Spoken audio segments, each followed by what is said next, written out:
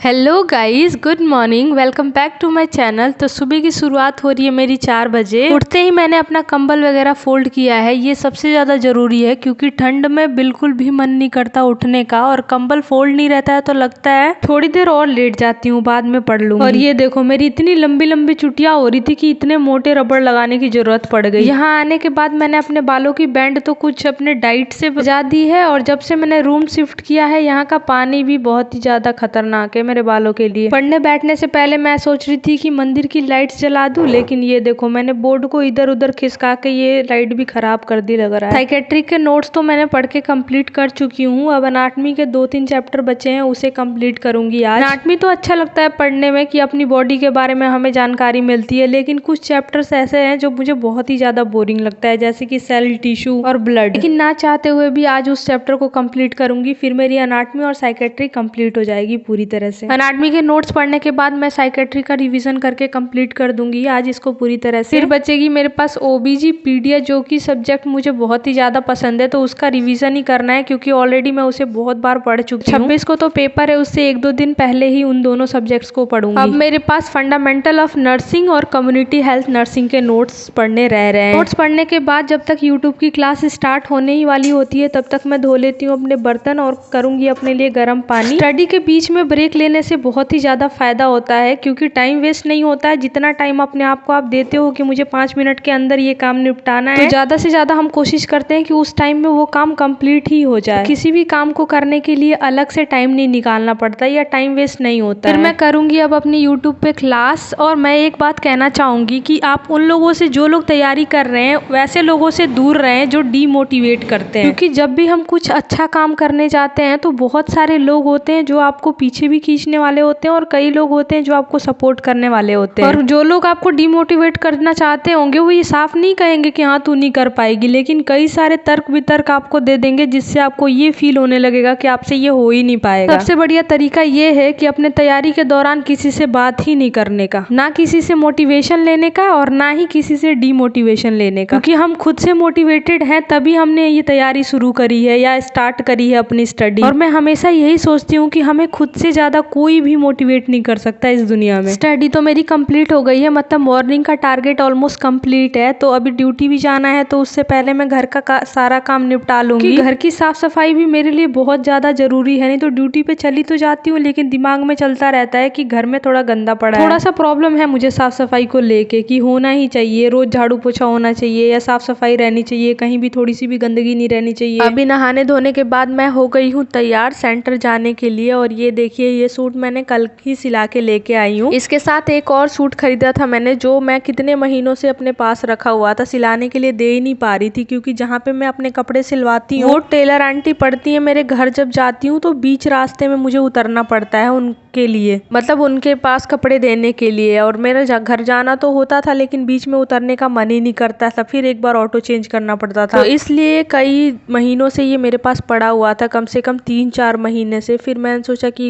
यहीं पे सिलवा लेती हूँ। और सब तो ठीक है, इसकी सिलाई मुझे पसंद आई जहाँ पे मैंने अभी सिलवाया, लेकिन बाजू पे मैंने बोला था कि चूड़ीदार बनाने को और यहाँ पे हुक लगाने को, लेकिन फिर उन्होंने लगाया ही नहीं। वही होता है ना, जहाँ पे आप काम करवाते हो वहाँ पे आप कुछ बोल भी पाते हो कि ऐसे नहीं ऐसे करो, और जहाँ पे पहली बार करवाते हैं वहाँ थोड़ा अजीब लगता है। मैंने उन आंटी को बोला कि आंटी आपने यहाँ पे हुक नहीं लगाई, ये बाजू तो मेरे हाथ से ही बाहर आ रही है। तो कह रही है तुमने कहा था। फिर मैंने बोला कोई बात नहीं, जैसा है वैसा दे दो, हुक मैं खुद ही लगा लूंगी। लेकिन अब मैंने सोचा है आधे से ज्यादा तो मैं रेडीमेड सूट ही पहनती हूँ, लेकिन अगर सिलवाना भी हुआ तो मैं थोड़ा सा कष्ट दे दूंगी खुद को, और जहाँ पे सिलवाती हूँ पहले से वही दे आऊंगी। अभी मैं कर रही हूँ अपने पूरे दिन का सबसे बड़ा टास्क, अपने बाल बनाना। फिर मैं दिखाऊंगी भगवान जी को आरती। मेरे पूरे कमरे का सबसे प्यारा और सुकून देने वाला कॉर्नर जो है ये मंदिर वाला है। कई दिनों बाद मैं पूजा कर रही हूँ क्योंकि दीपावली पे घर भी गई तो 2-3 दिन की छुट्टी हो गई। मुझे किसी ने मैसेज किया था कि गत्ते का मंदिर नहीं बनाते, लेकिन इसके पीछे अगर कोई रीजन होगा तो आप लोग प्लीज बताना। अगरबत्ती नहीं जलाते ये तो मुझे पता है क्योंकि उसमें बैम्बू होता है, बैम्बू को जलाना शुभ नहीं माना जाता है, इसलिए मैं अगरबत्ती कभी भी नहीं जलाती। लेकिन गत्ते का या कार्डबोर्ड शीट का मंदिर बनाने से क्या बुराई है या कुछ रीजन होता है तो प्लीज आप लोग एक बार एक्सप्लेन कर देना। क्या पता मुझे वो चीज ना पता हो और मैं अनजाने में ये गलती कर रही हूँ। अभी मैं पीऊंगी दूध। दूध में मैं डालूंगी काजू बादाम और किशमिश। आजकल रात को नहीं भिगो रही हूँ मैं काजू बादाम, क्योंकि बहुत ज्यादा पानी सोख कर लेता है तो फिर वो खाने में मुझे अच्छा नहीं लगता। तो थोड़ा सा मैंने सोचा कि दूध में ही डाल के पी लेती हूँ। आज सेंटर थोड़ा जल्दी जाना है क्योंकि सेंटर पे बहुत ज्यादा काम है।